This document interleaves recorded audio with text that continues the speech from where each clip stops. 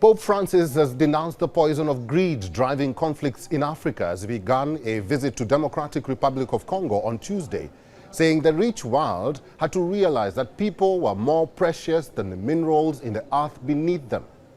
The Pontiff's crucial tour is our focus today, and I'll be talking to Professor Ibbo Mandaza, who is a political analyst from Zimbabwe. Professor Ibbo, welcome to the program and to WION.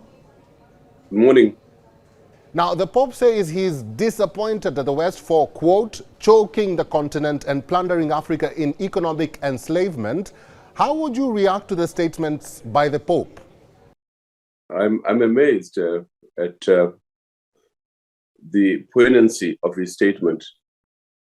It's almost as if he's read the political economy of Africa, including the famous book Leopold's Ghost, an account of the killings, the rapings, and plunder of the DRC, the Congo, under the Belgians. And I think I was amazed in the sense that I didn't expect that from the Pope, but obviously he's well advised, he's well read, and understands the current crisis in Africa as one largely the outcome of a brutal colonial past, not least in the DRC. But some countries like Belgium, the ones you mentioned there, would claim we apologize for the errors committed during the colonial era and we are returning the stolen artifacts. Our leader has also visited the country and apologized personally. We are friends of Africa. So the Vatican should stop attacking us. Is an apology enough? It's not enough. There will never be enough reparations on the part of Belgium and the European powers that divided Africa in 1884 in Brussels. There will never be enough. How do you pay back the enormous losses of 300 years or more? How do you do that? And when I first visited Belgium in 1975, I was amazed as a historian who is familiar with the history of Europe, that this poor country, that was Belgium, could not be where it is today without the plundering of the DRC. It has benefited enormously because everyone who knows the history, the economic history of Belgium knows that it was a backwater, a poor country, one of the poorest in Europe. And therefore, in my view, what you see in Brussels and the surroundings in Belgium, as is the case too in many parts of Europe, including the UK, without plunder of Africa and Asia, these countries will be backwaters. And I think that record is the one which the Pope has provoked, and with good intention, in my view. So I'm very impressed with the Pope's statement on the African condition. Okay, how do countries, especially those who faced oppression from the British or even the French, move on from the past? Because in Kenya, for example, many freedom fighters are still waiting to be compensated to date, more than 5 to 6 decades later. What will it take for the colonizers, so to speak, to instill harmony? I feel very embarrassed as an African academic who grew up during the era of the struggle against colonialism, and who also participated in the struggle against colonialism in my own country. I am embarrassed that we as Africans appear to have forgotten that solid past and appear comfortable in the relative comfort, at least for some of us, of post-independence.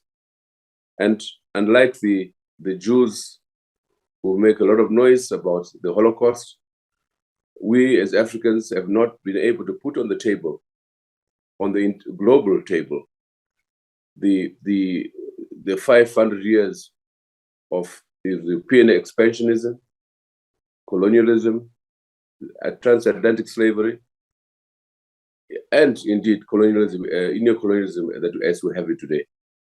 we should have made the issue of compensation and reparations central in the African Union, but we have not. There was an attempt in the early 90s where a committee was set up, which included some prominent Africans such as Ali Mazrui, but the committee never reported back, and to this day we seem to have forgotten. We in the Pan-African movement, to which I belong, the global Pan-African movement, intend raising this issue in the 8th Pan-African Congress to be held in Kampala in 2024. The issue of reparations is one that is so outstanding and yet so important. Not that it will mend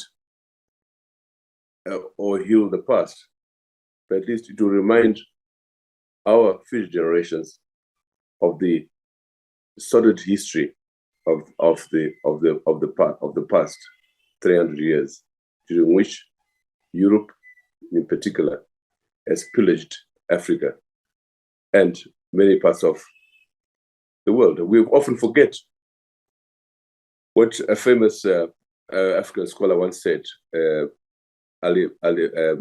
Amin, that Europeans and South Americans in particular celebrate 1492 as the discovery, inverted commas, of the Americas by Columbus, one Columbus. Yet, as he says, this was the beginning of the nightmare for South Americans in particular, but for the rest of the third world, of Africa, Americas, Asia, and even Australasia.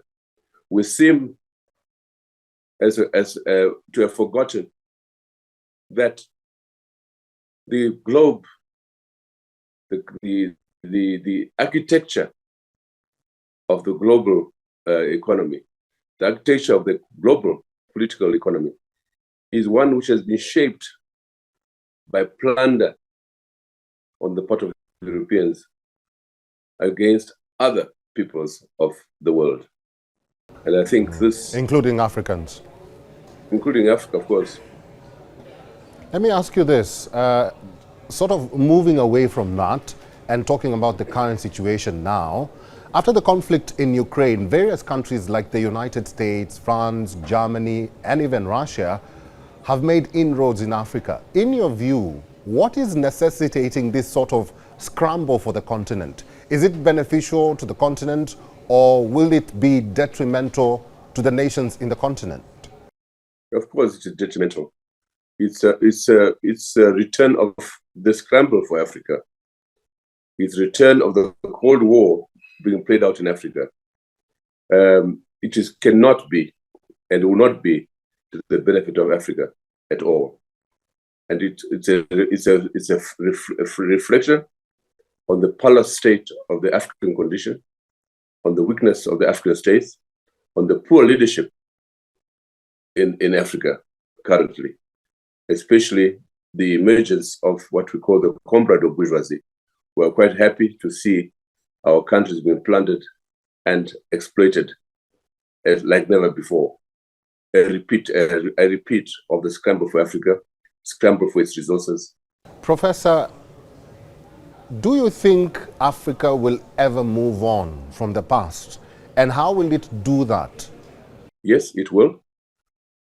Through, first and foremost, a resolute return to the spirit and objectives of Pan-Africanism, which is first and foremost to remember what I've just said, how Africa came to what it is today.